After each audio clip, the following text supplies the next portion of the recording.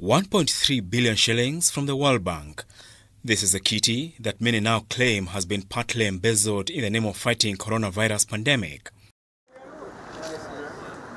Attention has been directed at Health Cabinet Secretary Mutahi Kagwe and his National Treasury counterpart Ukur Yatani, with many seeking clarity on how exactly the funds were spent. The alleged questionable expenditures range from leasing for ambulances at 42 million shillings, 4 million shillings reportedly spent on tea and snacks, and claims that 2 million shillings was spent on mobile phone airtime. Sasa chai ya 4 million tafadhali. Na hata ni siku haizijafika hata wiki tatu. Tukimaliza miezi mitatu si watakuwa wametumia chai ya over 20 million. We shall summon CS Health, we shall summon a CS Finance and Treasury. We fight and ensure that there is no corruption in that money. The parliamentary leadership has also been put on the spot, with MPs claiming there were attempts to silence those who raised questions on the matter that has caught the nation's eye. Tumejaribu kutengeneza kamiti ya ad hoc committee, COVID committee bunge, National Assembly, for the last 3 weeks, ili tuulize serikali maswali kama hayo. Na tumekanyangiwa na viongozi wa bunge, wale wanaitwa National Assembly leadership. On his part, former Kiambu Governor William Kabogo says the expenditure raises more questions than answers, calling for an urgent audit. A billion is 1,000 million. You understand what I'm saying? 1,000 million spent every day. I'm not saying it's impossible, but I'm saying let them be a little bit more open.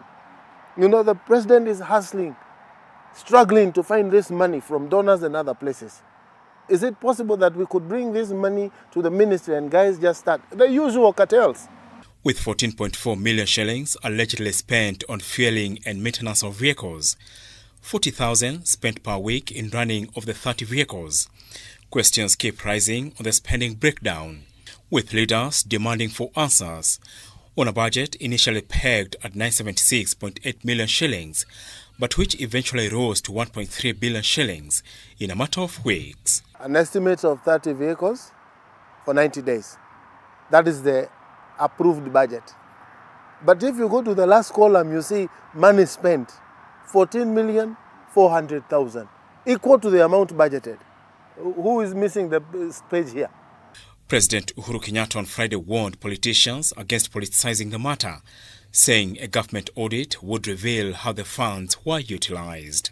Tusitumie hii vita ya corona kama ni wakati wetu wa kupiga siasa duni. Unasikia huko mwingine akisema pesa ya corona haitumiwi vizuri, ingetakiwa itumiwe namna hii. Jameni, tusicheze na maisha ya Wakenya. A further 43 billion shillings approved this week by the National Assembly, authorizing the Treasury Cabinet Secretary to withdraw the funds from the Consolidated Fund, has further raised concerns over the manner in which the funds will be handled. Apol Kamau, K24's Weekend with Betty.